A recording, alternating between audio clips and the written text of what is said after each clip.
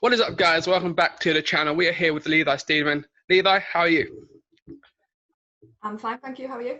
Not too bad. Obviously, it's been a strenuous 2020, but we're rolling back in March. Obviously, Cage Royce 112, where we came into SBG, Manchester, where you trained, of course. Let's roll it back to that. How's the year been for you? I think it's been the same for everyone, really. I think it's a bit of a roller coaster, but it's been quite good in a way as well. Like I've used this time now to obviously work on a lot of weaknesses that I had, and just kind of like work on different things that I wouldn't necessarily do when I've been so busy, like having fight after fight after fight. Because obviously I was supposed to make my pro debut early this year, but obviously that didn't happen. But we can't do anything about it, so we just kind of made use of what we got, really.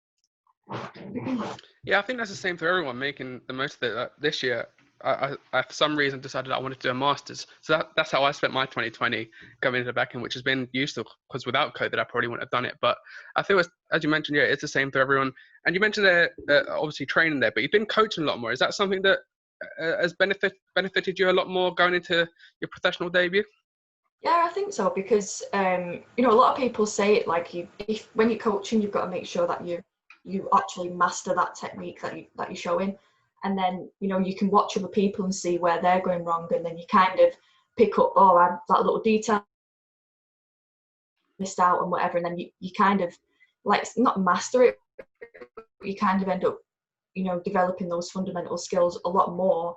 And I think that fighting style definitely. Yes, of course. Obviously, John Kavanagh, you mentioned before that he makes each of his fighters corner one fight of teammates, and I think maybe that's the same with coaching. Perhaps, obviously, Matt Inman, your coach, is probably watching you coach and maybe picking up on certain things that you do and thinking, oh, maybe as a fighter she needs that as well. Do you think that is a benefit in the long run? Yeah, definitely. I mean, I do like going to help corner as well, and it's a really good insight into your coach, what they're shouting at you, because obviously when you're in the cage you don't see what they see, and it's a really good it's a really good insight, because obviously you kind of understand like how loud you have to shout, what you have to shout, what you're looking for, the different angle that you're viewing things. And I think it's something that I do want to do as well. I think it's a little bit harder. I don't want to say being a female, but I think it is like people see a girl in the corner and think, probably uneducated, don't know what they're doing.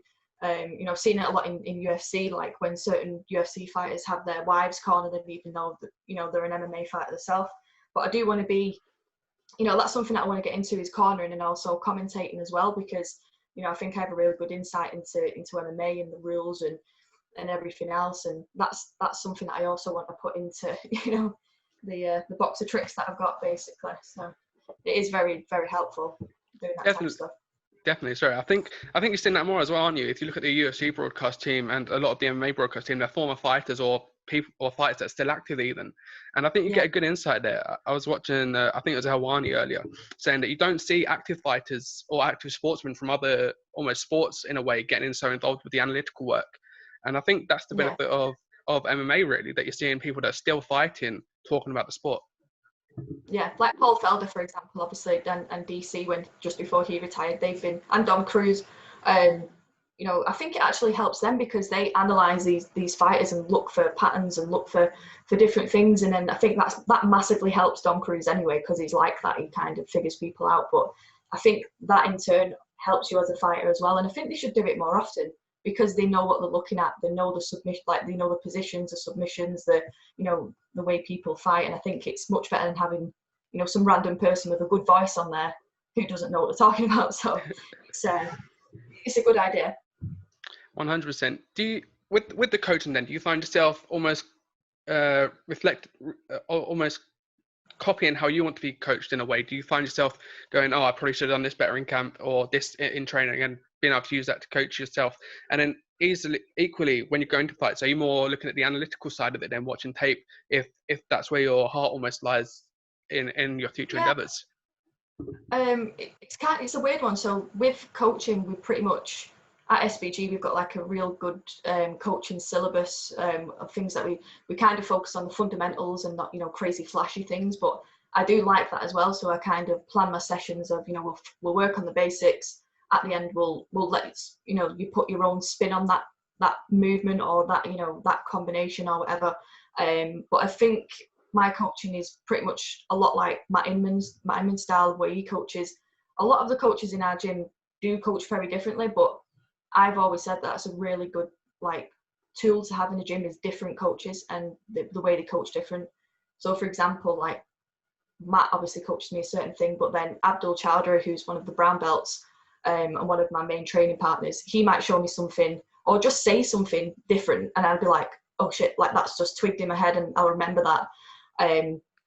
So yeah, and then coming on to watching tape, I kind of leave that for other people's fight. I love watching fights, I love breaking them down, I love watching all types of MMA. It's not just UFC, I watch all the different promotions, but I try not to it's so cliche, I only focus on myself, but it's a really good thing to do that, because you end up watching too much on the one person, and then you start picking out their strengths, and then you start picking out weaknesses, but then 9 times out of 10 you are going to focus on what they're good at and not necessarily what they're strong at. So what I do is just leave that to Matt and work on what I'm working on, basically. So that kind of doesn't fall into my fighting side, but it's like a separate thing that I am interested in.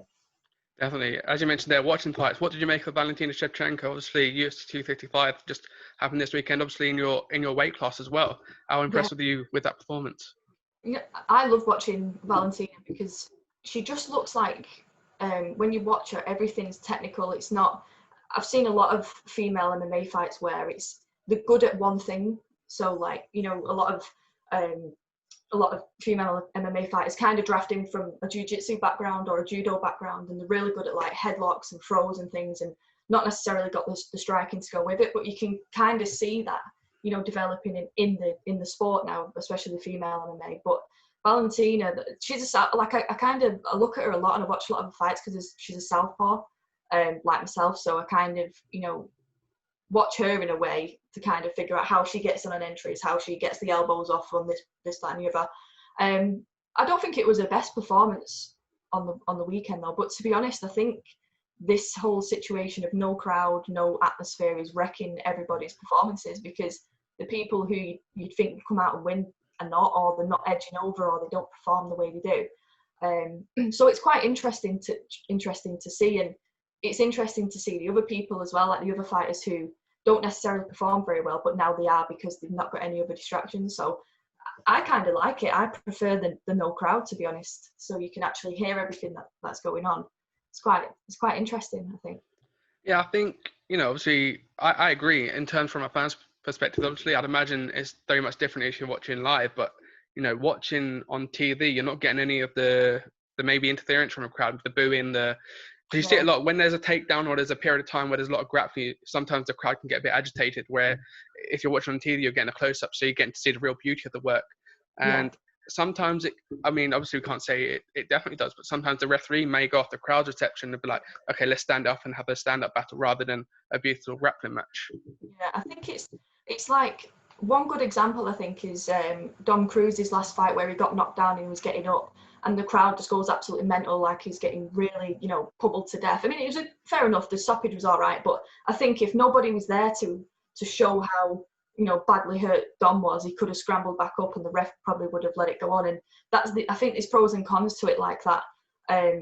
But yeah, I think it's, like you say, it's however you take it. And some people love the crowd, some people don't. It's just up to preference, isn't it? It's up to everyone. Definitely. I think we are seeing a lot more professional maybe fights from people, and as you mentioned there, you're seeing some of the showmanship or the stars that come out into the stadium that are full of crowds almost showing off. You're not seeing that as much, and maybe the more timid of the fighters, if you want to say, or the more shy, just get in there and do their work, you're maybe seeing the fruits of their labor pay off a little bit more with this no crowd.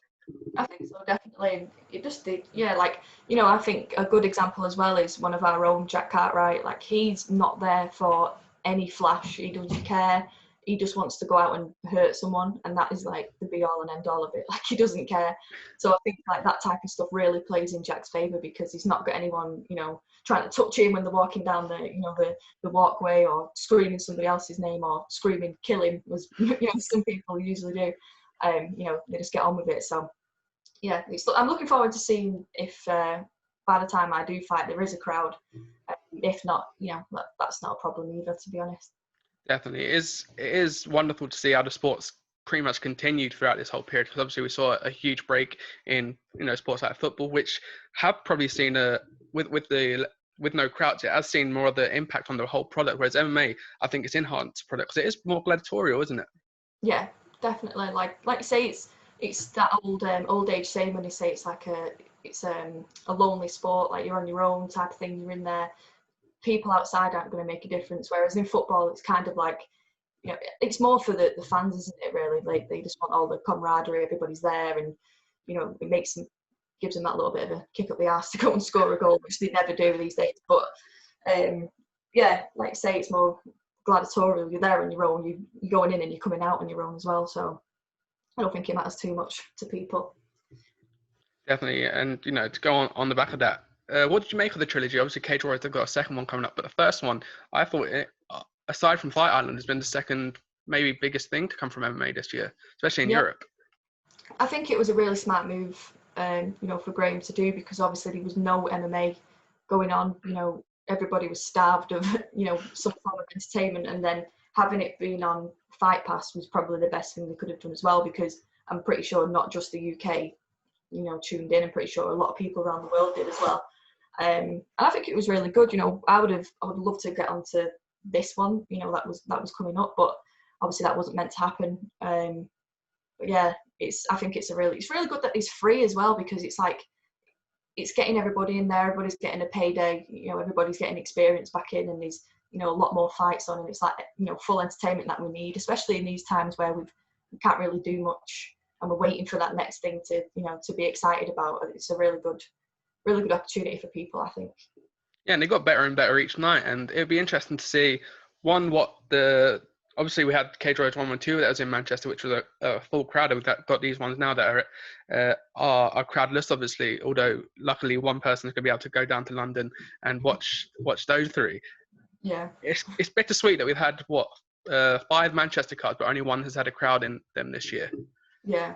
It was really good. I was there at the Manchester card, the first one, when Jack defended his belt, and it was really good. You know, I think MMA is just becoming this really popular sport anyway, and the crowd was like quite educated. It wasn't like, you know, people just screaming for no reason, and they kind of all understood it. And it was just nice to have it in Manchester, because it's always like London or they're Birmingham, for some reason always in Birmingham, and then in different random places, but never really Manchester. And Liverpool, you know, it's quite a lot of time it's in Liverpool, so it was nice to, you know, to see Manchester guys on the Manchester card, which I'm hoping one day, you know, I get to do that as well.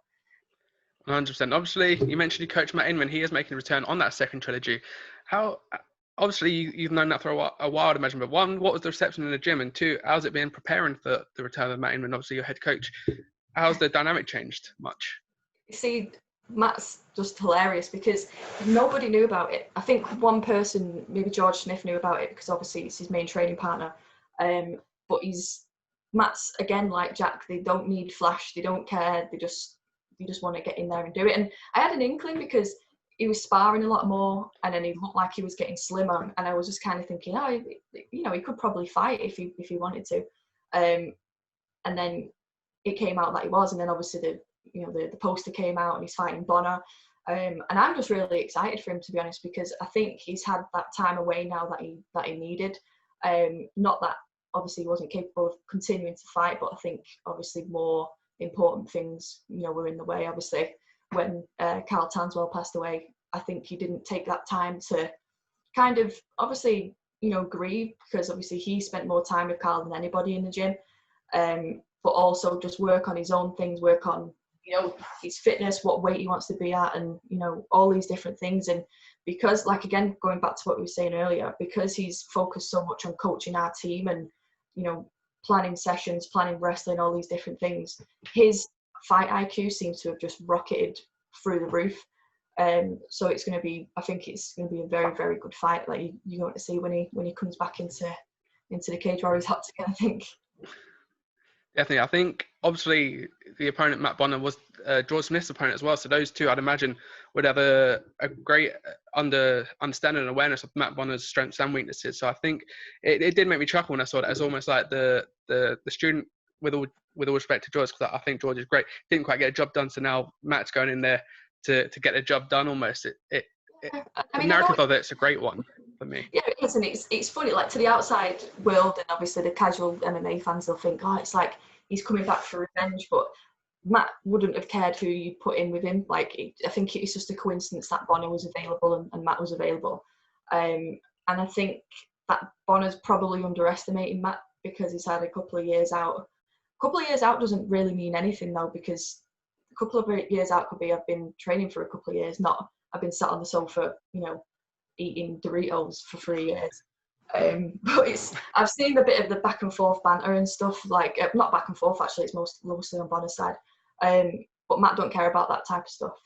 And, I think, with all respect to Bonner, like, obviously he's very good. He beat, George Smith, but I don't think the George Smith actually turned up on that night. So I think it's going to be an interesting one. I am very excited. I wish I could go and watch it because I definitely would, but obviously we can't. But I'll definitely be tuning in to watch that one for sure. Yeah, definitely. And I agree with that. We didn't see the best of George Smith on that night. The one that, went out to Cage Warriors 112, and again, we're in a strange time. So performances within this last almost 6 or 7 months are one where you can't critique it too much because obviously the circumstances are so different.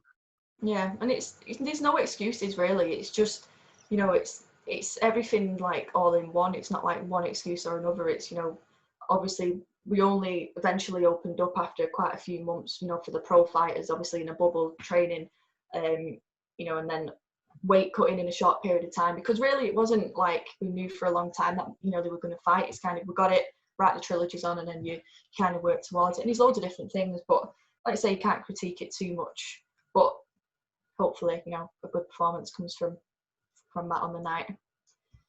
Yeah, I believe so. It's going to be interesting, as you mentioned. Obviously, he's had this time away, 3 years. I think it'll be once he steps into the cage, how his coaching and how his time away will impact him. Because obviously, we mentioned Dominic Cruz. His whole thing was octagon rust, doesn't it? Because yes, he's had 2 years at the cage, training and working and improving and perfecting his craft. And I think you see it with Sean O'Malley, albeit for different reasons. He came back after 2 years and looked phenomenal. Whereas I think maybe if he hadn't had those 2 years off, he might not have grown that much, perhaps. I think like some people, really do grow through, like adversity and injury and all different things, and personal problems and stuff like that. And then they kind of, I think for Matt as well, like sometimes, I don't know whether people fall out of love with the sport or whatever, but you need that time away to rekindle, get your head back together and know exactly what you want to do, type of thing. And I think this is such a good opportunity because it obviously shows, what Matt's been working on. But I think it's almost like, do you remember when Mike Bisping came back and he beat Luke Rockhold for the title and things like that? And I think that Matt's going to have a really good run at middleweight if he chooses to. And I think if he beats Bonner and then he might beat somebody else, he should just fight for the title after that. It's just one of them things, isn't it? Like, just why not? Just put it together. It's, in these crazy times, weirder things have happened. So it's going to be interesting anyway. 100%.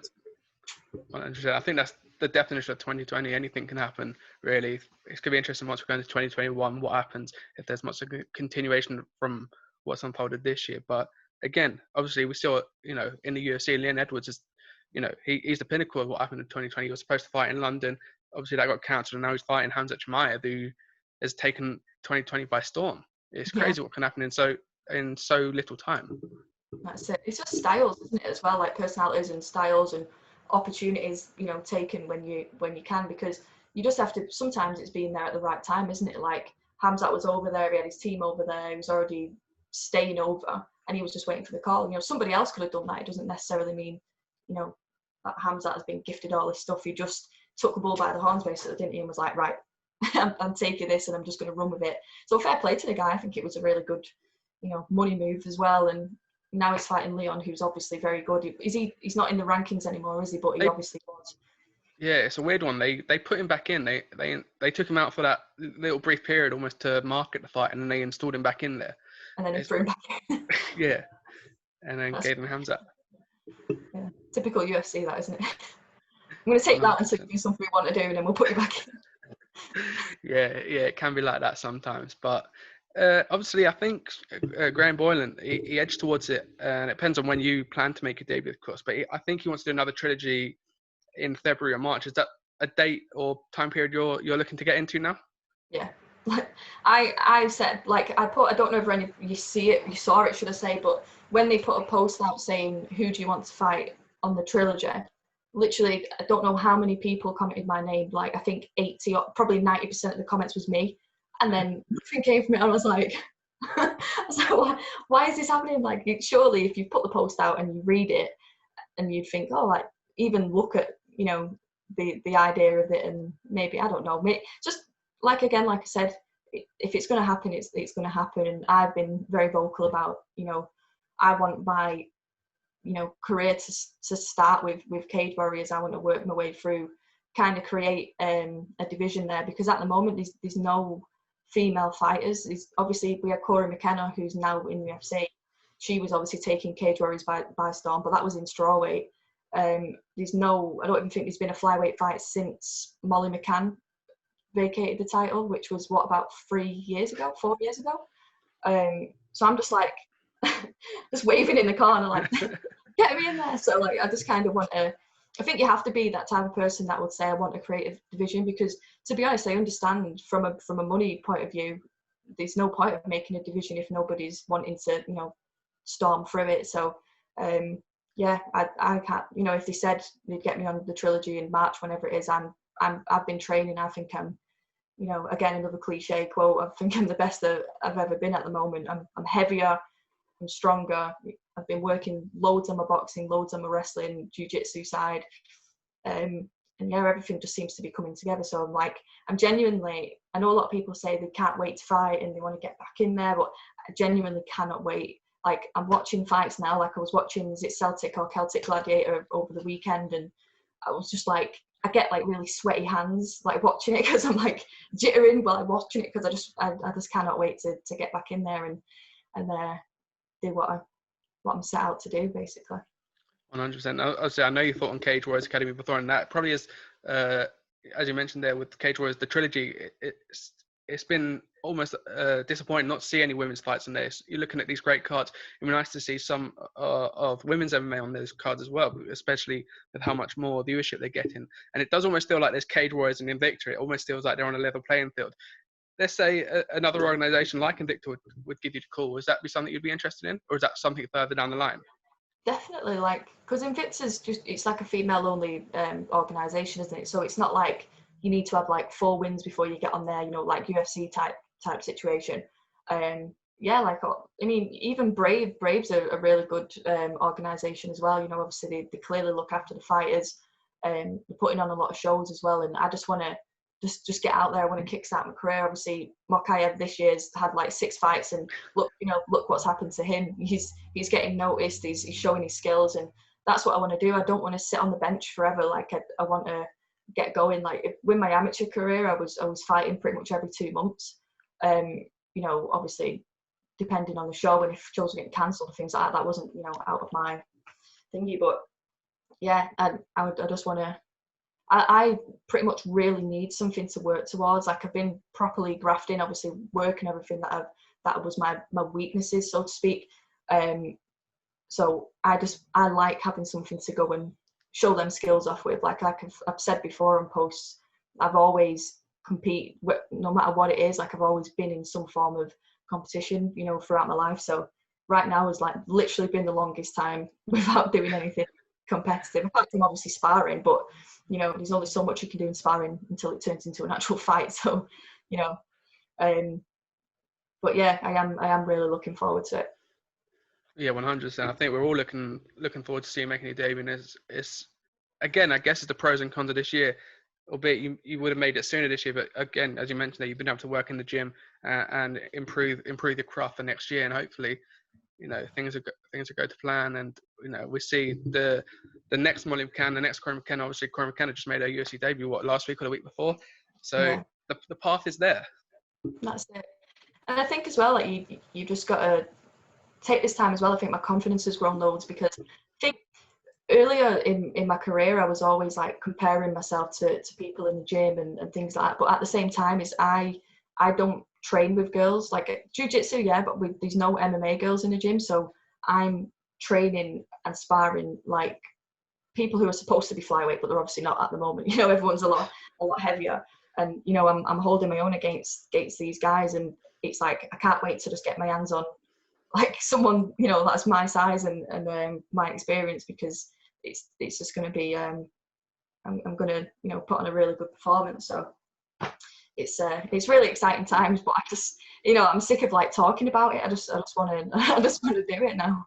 Yeah, and I imagine the more you talk about it, the more almost excited you get to step in, and you're there, unable to at the moment. But first quarter of 2021, I'm sure you'd make your debut. Have you got an in-ring name yet? Have you got a nickname sorted out for yourself yet? No, no, definitely not.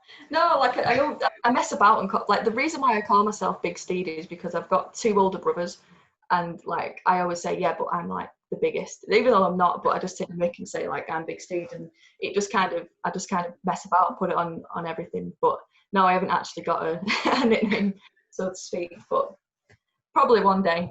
Definitely. It has to happen organically, doesn't it? You can't just walk in there and like McGregor and give yourself the notorious. 100%. I was thinking, because obviously looking at your socials, there is almost, there's a couple of staples. One, your pets, but 2 is Jaffa Cake. And I was thinking, Carla Esparza in the UFC is Cupcake. Maybe you could be Jaffa Cake. Get the endorsements in as well. I'm not even joking. I was actually going to write to McVitie's and say, do you want to sponsor me? Because I spend way too much money on Jaffa Cakes. Hey, I'm sure if you walk out on your pro debut, get 1-0 and your nickname's Jaffa Cake, I'm sure they'll be calling in. I hope so. That would be good. It'd probably make me very fat at the same time, so it's like it's probably not the best thing at the same time. It's definitely okay. Well, we can wrap it up there. Obviously, I don't want to take too much of your time, but yes, make sure to keep us obviously up to date with your career. We'll be following it along, obviously, of course. But yeah, thank you for joining us. No worries. Thank you very much.